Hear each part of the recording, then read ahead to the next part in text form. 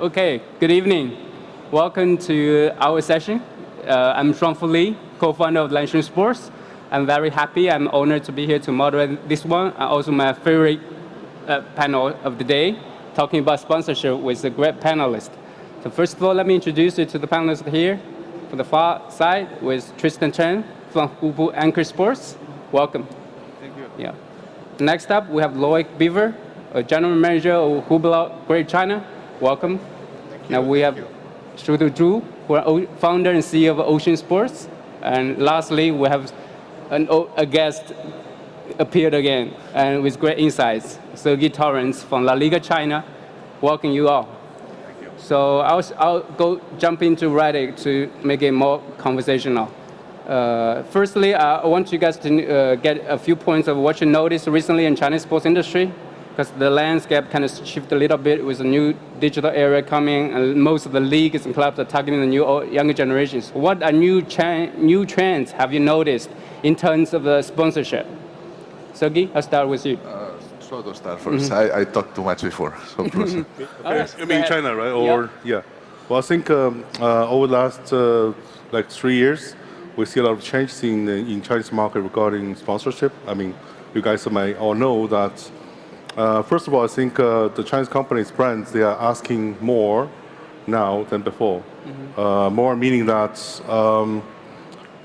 if you only come up with a opportunity, say you can get association with a big brand in sports, like a big IP in sports, the brand will keep asking a few questions like how we can use these properties properly, how we can do activations, and also they will ask for what is the return on their investment. So actually, I think it's quite natural that the brands are getting more demanding on the results, regarding what they are sponsoring, and also especially I think in China, it's quite obvious that because a lot of sponsors, the brand managers, they don't exactly know how to activate sports after they buy in the rights. So a lot of them will come to say, okay, don't just sell us a property, sell us a solution. Bring us a solution, a total solution that we can just jump in, and we can just start from tomorrow. But if you only give us the IP or the sponsorship opportunity, we don't know how to cook it.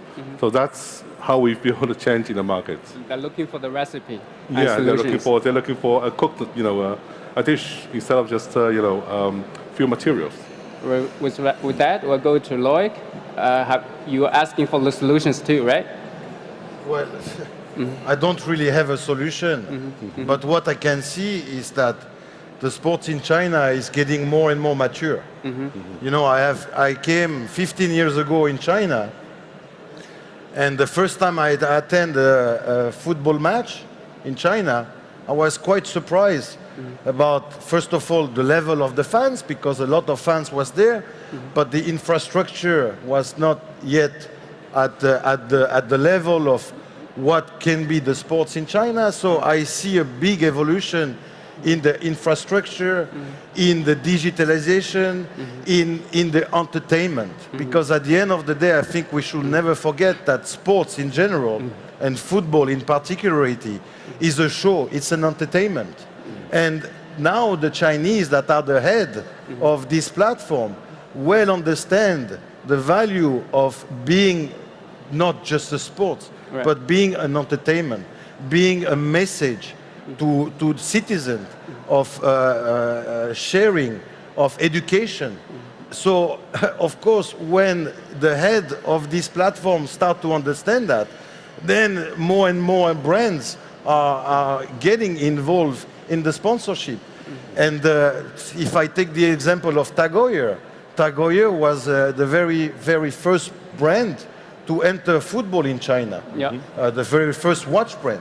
So now more we hear every day that watch brand wants to enter football in China as well. So it's important to be the first, it's important to be different, and we believe very much in the evolution of the sports in China, and it's only the beginning.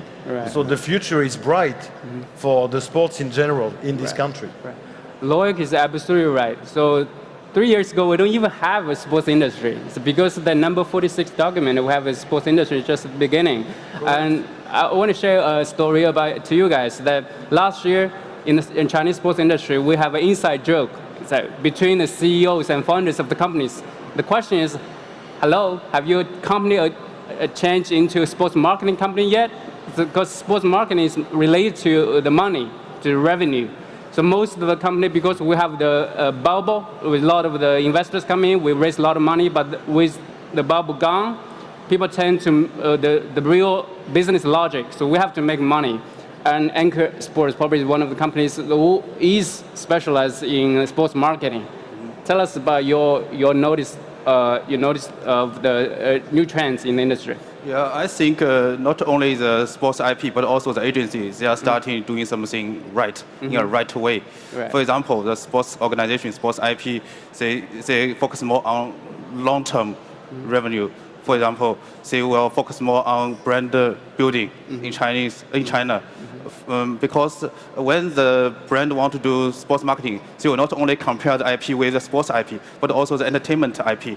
So the digital work, the media influence is very important for the sports IP. I think more and more organizations, they realize that, and they are more realize that what the Chinese brand need from them. So that's why there are more and more clubs. They are starting to create more assets in China, not only the campus, but also other kind of assets, other kind of offline event or online event in China that will help them to do more activation, help the sponsorship, I think in the agencies, they also realize that they need to provide a long-term service, but not only introduce two parties together and the commission go away. But I think they will play a long-term role in the whole project. So I think everyone is starting to doing the thing right, in a right way. So I think it's getting better and better in Chinese market. So Tristan, do you feel that there are more competition going on right now in the past year with a lot of competitors or competitors going into the market? Yeah, I think it's okay because Chinese market is big enough for the competitor. You know, we did a research that there were about 60 or 70 Chinese brands sponsored European clubs last year. Right. So we found about 5 of them last year. Maybe some of these sports, some of other agencies. So I think the market is big enough for everyone. Lastly, we're going to Sergey. What have you noticed in the Chinese sports market? In terms New trends, yes.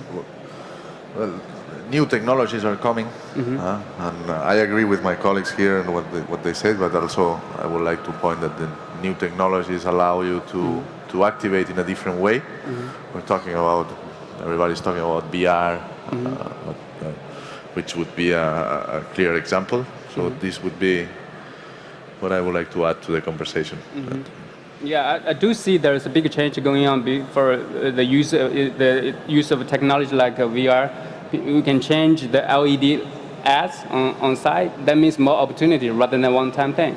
Yes, so that's a technology called DVR, which is digital billboard replacement. In La Liga, we're using it in the last 2 seasons, but it allows to digitally replace the perimeter advertisement, so you can insert different advertisement in each of the feeds that you are throwing to the wall. Yeah. So you can advertise different messages in different areas. No, this is a very good example. More localization and more localization, obviously. Yes. Yeah. So the second topic I want to go to is about the regional content. It's not. I'm not saying that the brand or the sponsor doesn't care about brand awareness anymore, but they think they want more. For example, they want more conversion rate. They want to sell stuff on the e-commerce rate. So have you noticed similar stuff going on in terms of sponsorship partners? Yes. Yes. We have a good example with our partnership with TAC. We had a case. We're using part of the assets to tickets for match tickets or money cannot buy experience for El Clásico, in the last El Clásico, to promote the sales in their online shops. I think it was quite a successful case. Yeah, it was. I think you're right. At the end of the day, it's all about the experience. What can you bring as an experience? no brands cannot say we don't care about awareness. You always need awareness Right. forever because there are new generation coming. So you always need to work out on your awareness. Now it's true that once you have built up awareness, you need somehow return on your investment. And the return on investment is with the product that you are selling. And we, as my colleague mentioned, we have tried to think about how can we sell product, but not only just selling product. Because if you only sell product, then you are becoming somehow a mass brand, and that's not who we are. We are still a luxury brand, and luxury is all about experience. Therefore, customers who are buying through our e-commerce partnership were able to be invited to La Liga, Clásico matches, and customers, that's what they want today. They just don't just want to buy product, but they want experience too. And I think that doing collaboration, doing partnership, sponsorship and so on can bring you that experience because it's an experience that customer cannot buy. Right. I'll give you an example before I let you, Zhu get on this. I'm sure he has a lot of expertise on this. So I used to be an NBA reporter, so I focus on this area. I noticed there is a Chinese alcohol brand who partner up with one of the NBA teams. What they want logos too. They want the logos put together. But the thing they're asking for differently, they're asking the coaches to visit Chinatown and to sit on a Chinese dinner table and talking basketball and drinking the products. I think that's one of the creative ways of promoting your stuff with original content. So Shudo, have you noticed have you found any like similar examples when you are doing, connecting the brands and sports clubs? I guess we are still talking about the return on investment of sponsorship, right? Yeah. I think it's a long-lasting question which sports industry has never really properly answered the sponsors, which I believe. Of course, we have methods. That's how many minutes your brand has been shown on TV, on different media. Right. So if you're calculating it into advertising, value, how much it was, what have been, right? So it's the typical classic way of calculating the so-called value of sponsorship. But sponsorship is more than advertising. It's more than putting a logo on some LED. It's more emotional. Looks at it. It's more experience. You have the emotional bondage and how to evaluate that. Actually, there's a missing piece always there. How to evaluate the emotional part of the game, and it's very difficult, of course. So we see several approaches that saying one brand after sponsoring some team become the main sponsor here. The recognition rose up 50%, and fans like to purchase their cars or products more than before. Yes, but again, I think in recent days, I think maybe in the future, with the blockchain technology, we can know more about the value of the real sponsorship, how their return would be. So it's still, I think, sports industry owes the sponsors, sorry to say that, an answer. And so that's my position. Well, it's quite an interesting topic, though. Do you mean the shifting on those changes, mostly contributes because of the digital media platform now? We have so many or evaluations dimensions or standards to check them out. Yeah. I mean, the evaluation system now is mostly quantitative. So you calculate the minutes on LED boards, on how many minutes on TV, right, or on different media platforms.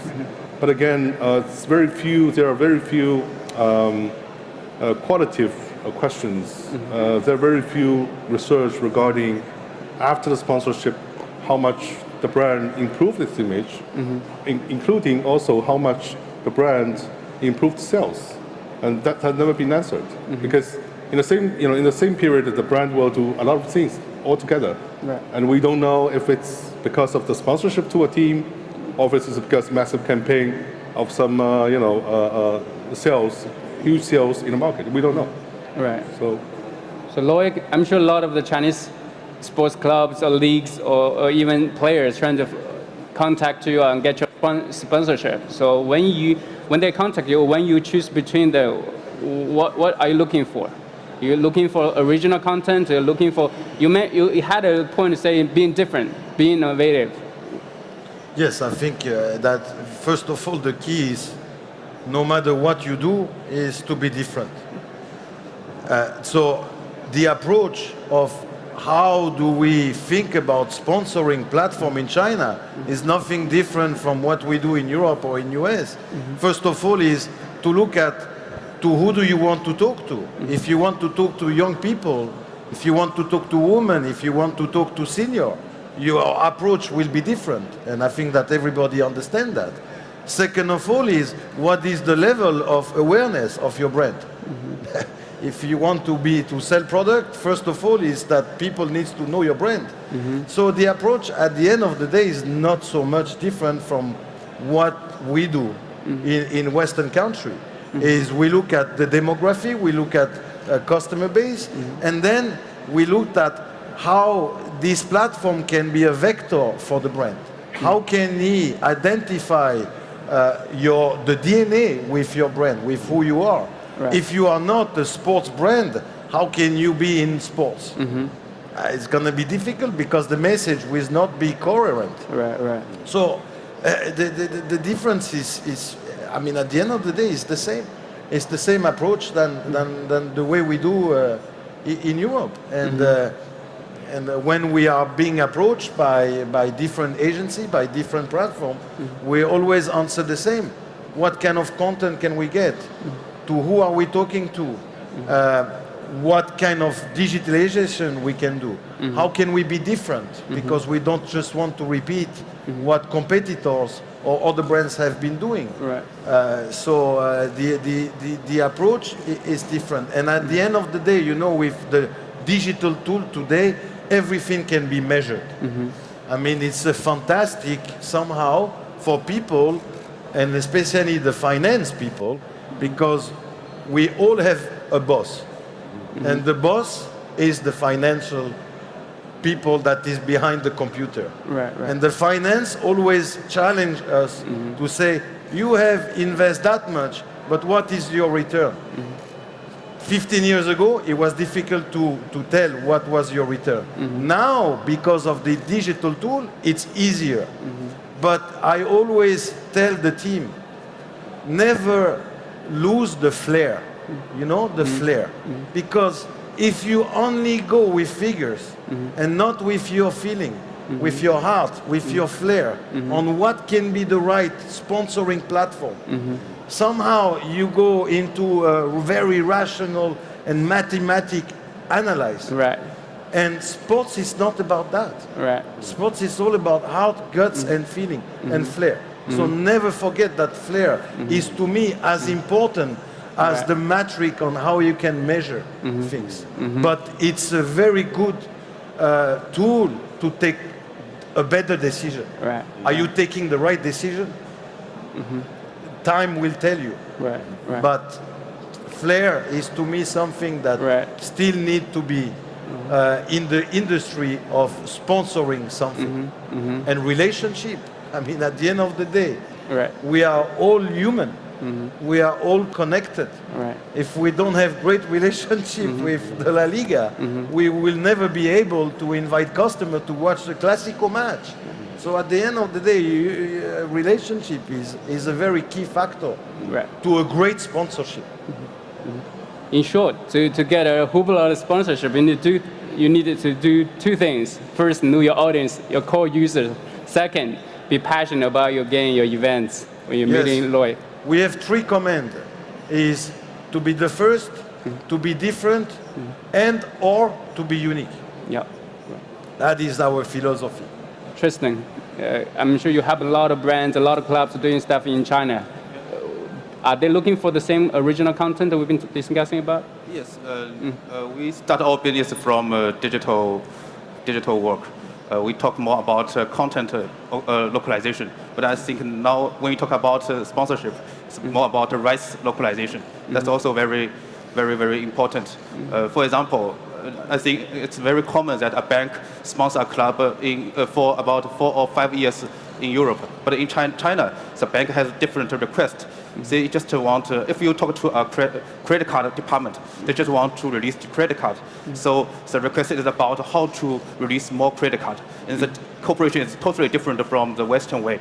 So I think sometimes we'll face the problem that the club asks us why they cooperate with us as we did before, because it's a Chinese style company. Right. Yeah, I think it's very common. And also I think we found a very good sponsor for Barcelona last year. It's called Shimao. It's a real estate company. And I think Barcelona feel confused at the very beginning how to cooperate with a real estate company. But this real estate company, they owned over 140 communities all over China. They have over 300,000 families in their community. They are all high-income family.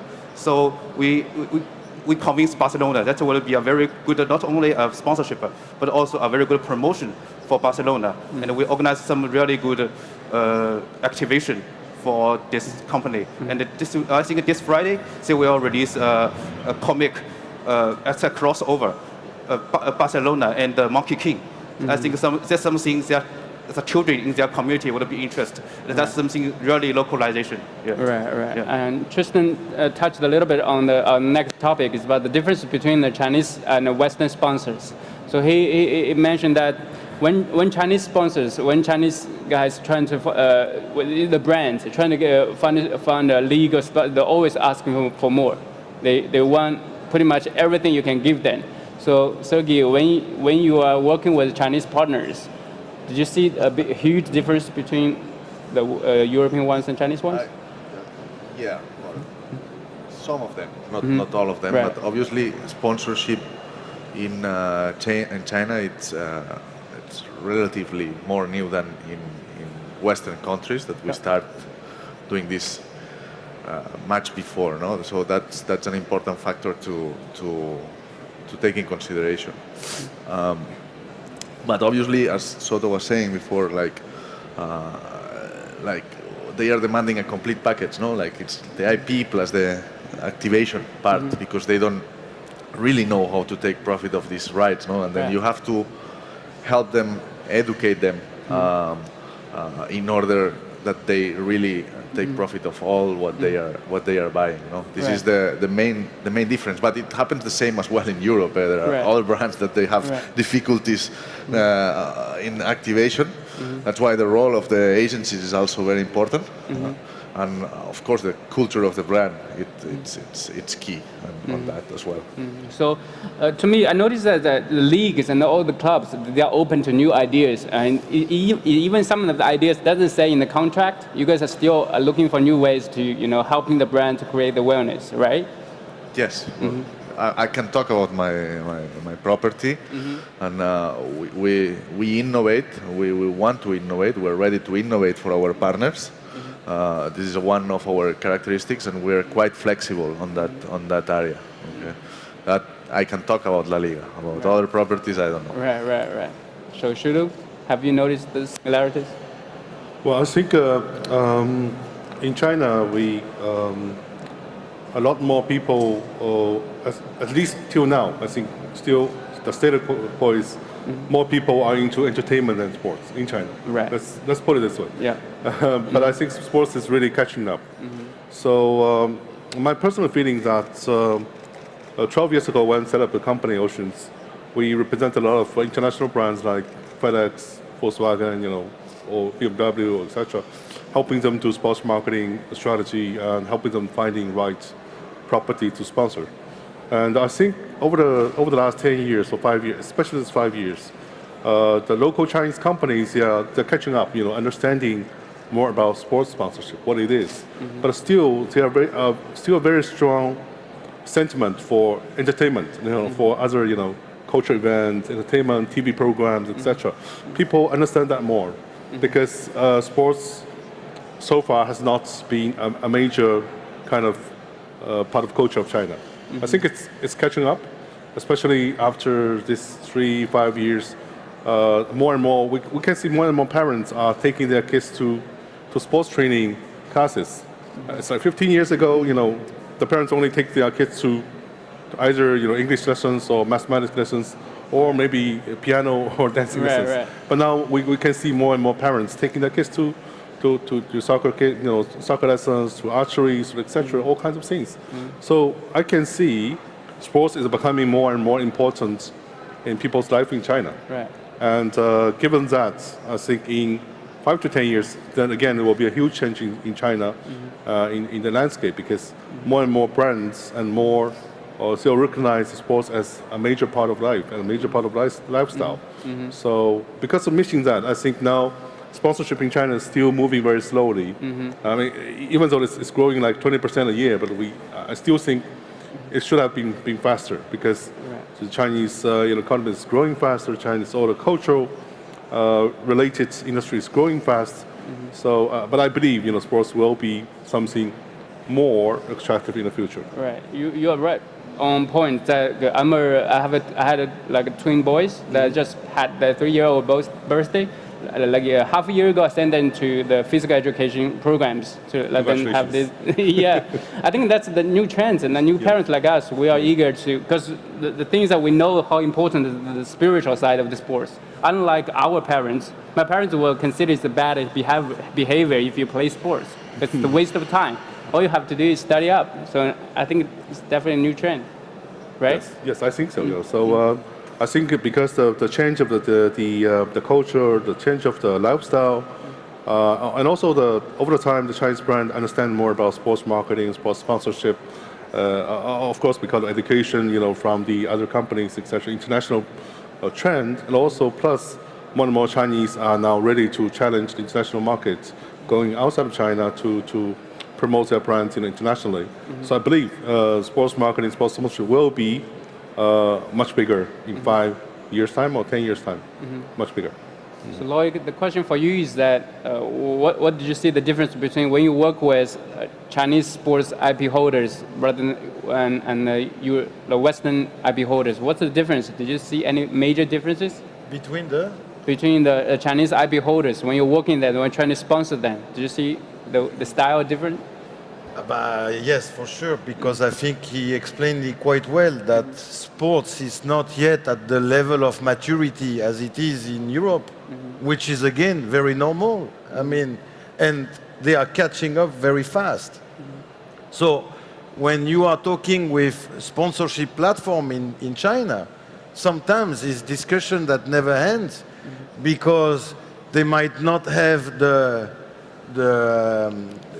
history, the content of 5 years ago, of 6 years ago, or so sometimes it's difficult to create a storytelling if you don't have archives. In Europe, you have archives from very, very, very long time ago. So the maturity is definitely sometimes an issue. But again, I think that we both can bring something to each other, because we are not here to tell them what it should be, but we are also here to explain to them what do we experience in Europe and how can we transform sports into a better platform than what it is today. And I think that we are all walking for the same direction, is to make sports a spectacle, a show, an entertainment, and a vector of health, of sharing, of winning, of losing, and also to be successful. Because I still believe that if there are no successful athletes, Chinese athletes, it's not going to help the sports itself. So we need a Chinese Formula One driver. We need a better China football team. Right. We need a better Chinese tennis player. Right. And when the player itself will get better and play at the very high level, then of course you will have all this momentum that happen everywhere. Right. And that starts from the education. Right. And that starts from making the platform exciting. And that parents are pushing their kids to be an athlete in different domains, in sport, in football, in tennis, in whatever. But sports are becoming more and more, and he demonstrated, and you also now have two kids that you ask them now to do more sports and not only being good at mathematics and so on. Sports bring you creativity. You are playing outside environment with air, and we all talk about air in China and all that. It's part of a universal. Now we can do one study, one sports, huh? Correct. And how long it took, and I take the example of Switzerland, because we are a nation with only 7 million people, but we are always qualified to the World Cup of football. So bravo Switzerland.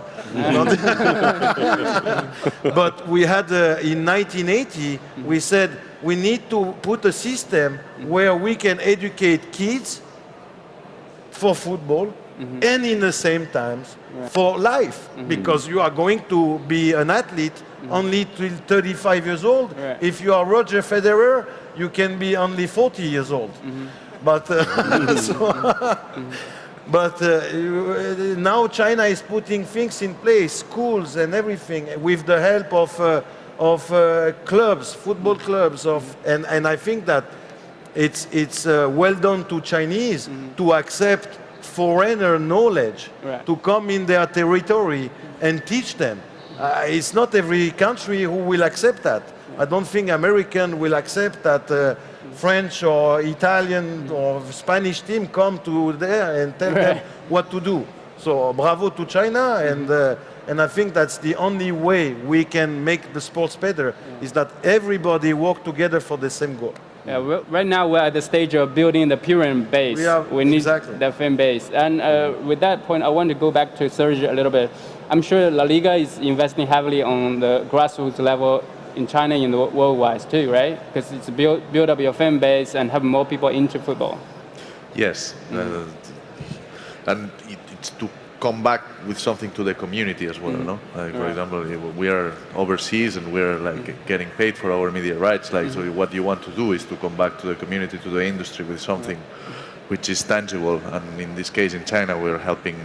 We're very proud to say that we're helping in the football reform, have different agreements with Ministry of Education, and we have different programs running in public schools. We have campus as well with Ministry of Education during summer. We collaborate with China Football Association and Chinese Super League. So it's a very important piece of our work here in China. Is that also one of the requirements of the Chinese sponsors? Because a lot of Chinese companies now start to realize the corporate social responsibility. They have to have the programs like that. Chinese sponsors want to associate their brand with companies that share the same values as them, and as we do. And this is a very important part of the values that we share. Like, obviously, yes. Right. I want to go back to Tristan, and you should be the expert on this one because you connect the foreign ones and the Chinese ones. What's your take? Yeah, what? The difference between working with the Chinese sponsors and the Western sponsors? Okay, I think I could talk about how club cooperated with brands. Yeah, I think it's not only about language difference. It's also about cultural difference, about working rhythm. You know, some clubs always tell us, Chinese always push us so hard every day, every minute, every hour. So that's how we work. So I think that's what the agency need to do, need to coordinate in the middle of the brand and the clubs and the IP. And we need to deal with different legal and finance work for the brands. You know, the local brands who want to sponsor the clubs, they're not only in the first or second tier city, they're also in the third or fourth tier city. They do not have enough knowledge for sponsorship or how to cooperate with the clubs. So I think it's really a challenge. But I think that's something make me proud, because we are not only play as an agency. We are build up a system. I mean, all of us, we are building up a sports marketing system in China. So when I visit Japan or Europe, I feel it's like a sports heaven, you know. Everything is perfect in the world. But in China, you know, we need to so many things, so many change to make up to build up the system. But I think that's the interesting part of our work. Right. And Tristan brought an interesting point that we want it really fast, because most of the Chinese company will run answers in a couple of hours. They won't wait until a day or two. So when you work with Chinese partners, trying to be quick as possible. I know you guys always on time and work days and stuff. They really want the stuff real quickly.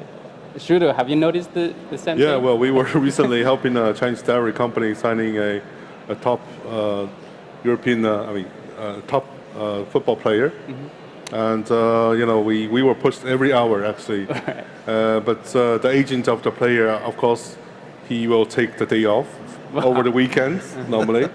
And the player is on the pitch, was on the pitch playing over the weekend. So we don't have to answer over the weekend, right? But they say, fly to that city and meet the agent, and we need to get to the answer now. So because, well, of course, it's because before the World Cup, it was quite difficult to secure that player's slot of time for TV commercial shooting, etc. I'm sure he was not a Swiss player. No. But yeah, I mean, Chinese brands, they because they told us that we have spent a lot of money already planning on the TV commercial. We cannot fail on this. And but I was asking them, if you haven't signed a contract, why you have prepared this budget already, and why you're spending all this money for TV commercial already? But they said, we have to do this, and because our big boss want to have him, we have to do this. So it was. In the end, it was a happy ending. But it was. Normally, it's like that. Right. The thing is, if you can't get it done in a quick matter of time, the boss might change his mind and change it to move into something else. Right. And because they take for granted, say, in China, when we have to sign with some movie star, etc., they come next day, and we sign the contract next day. What's wrong with the football players? Right. But it's the way it is, right? So it's I think also the way part of the education kind of process. So I'm going to the last topic of the panel. We had a discussion with Shirley last night, and he had an interesting notice of the new trend. What's the sponsorship market in China going to be? Other than the European and American markets, I think some of the brands are trying to get into Southeast Asia, even African market. I know probably down in the audience, some guys from those areas. You notice that some top brands in China want to get into the market because they found the potential market for the products over there. So could you talk a little bit about that? And with the other panelists, and I want you to get your take on what's in the ideal situation, what's the Chinese sports market, sponsorship market going to be in 1 year, maybe or 2 years? Sure, please. Me? Yeah. In 2 years. We'll be spending more, I guess. Well, but I think what I've seen in last 2 or 3 years is Chinese brands are more ready to go out of China, go out to Southeast Asia, to Africa, to South America, even to Europe, America, or Japan. So we have been discussing with a few brands from China. They want to sell products in those markets. Right. So, and when I visit, Singapore and also, London, etc., I have a lot of friends actually. They are being sent by the Chinese company as a head, like a center in Europe or some sub center in Southeast Asia. They all actually are ready to spend some money on the market, on marketing, sponsorship, and they believe because even though in China, I said, entertainment is still maybe the main platform for them to spend money, but they believe and they understand that sports is very important in Europe, in Southeast Asia, in America. So I think more and more Chinese companies are really considering going out of the border, country and spend more money. Now I think they are still studying, what kind of thing can help them in what kind of ways. If a company just want to raise the awareness, maybe they say, well, buy some LED in EPL because it's you can see it everywhere, or buy some LED from La Liga because you can design for different market you design your own packages. And if the brands want to to establish brand wants more activity opportunities, they might want to sign up with a player or with an athlete. So we actually are discussing with a few big Chinese brands, who wants to go out of China. Right. I see the trend is coming. Right. Lloyd, what's your prediction? So will Hubler or TAG spend more in China? My prediction of the sports The sponsorship market in China. in China. Oof. Will you double your budget No in China? limit. No limit. I see China. I have been for 15 years in China, and there are still so many cities that I have not visited. There are still so many people, and I do not see any limit. For me, the sports in China has just begun. It's just the beginning. Again, all the platform, the football, the basketball, maybe the one that is quite on a very good level is the badminton and the ping pong, but okay, they are very located sports. Now China needs to go to the real, let's say, sports industry, which is those big sports such as football. Now they are creating rugby teams. They are going, now you have the American NFL football who are coming to China, baseball. I mean, it's just the beginning. Everything needs to be built in China. And I believe that it needs to start from the top too.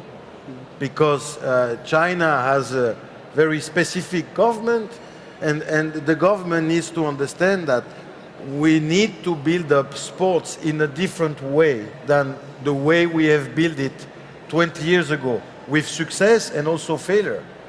In different sports. For example, they are very good at gymnastics and all that, but is this really the sports that talk to the mass? Very specific. So we need to not, we don't have the pretension to educate the Chinese, but they need to go into what is the sports outside of China. And the good example is US. I mean, when you attend an NBA game, they are the best entertainment in the world. They know how to make sports a real show. When you go to a Clásico in Spain, you feel the stadium, the passion of people, and so on. This has been built through times. This has been built with entrepreneur mindset.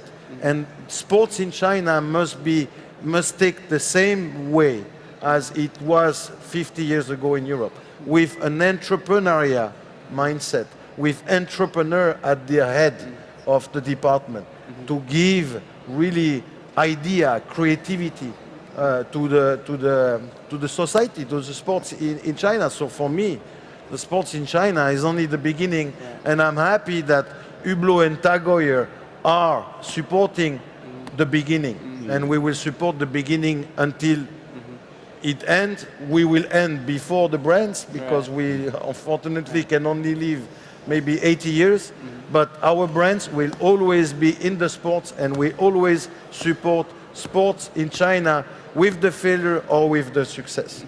It's good to hear that we are only 15 years away from Europe. Yes. Well, Tristan, You catch up very fast, very fast.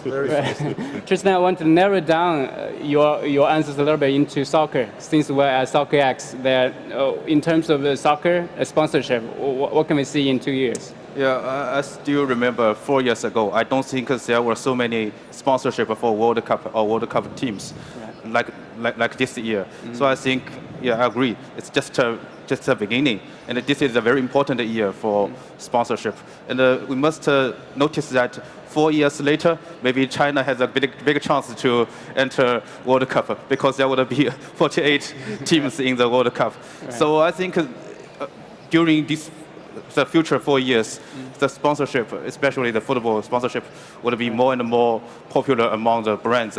And more brands will realize that it's an efficient way to explore the overseas market, to change their brand identity, and to release credit card, and to do some CRM. So I think, yeah, it's just a beginning. And next 4 years will be a spectacular 4 years for all of us. Lastly goes to Sergey, and I want to get your take on it. Do we have a better chance in 4 years getting to the World Cup? Very fast. Oh, yeah. But I hope so. Just increase price. Yes. No, I think in 4 years, what we, from the point of view of our property, what we expect is like and I agree again with Soto, it's like Chinese brands going global. They are already starting in Southeast Asia, like they are like sponsoring, they are investing in Southeast Asia, and we hope that in 5-year time the investment increase in Europe and in other markets, and more brands go global and use our platforms to advertise and communicate their messages. With that, we'll wrap up this session. Thank you guys to all the panelists here, and hopefully you guys enjoyed the discussions. Thanks.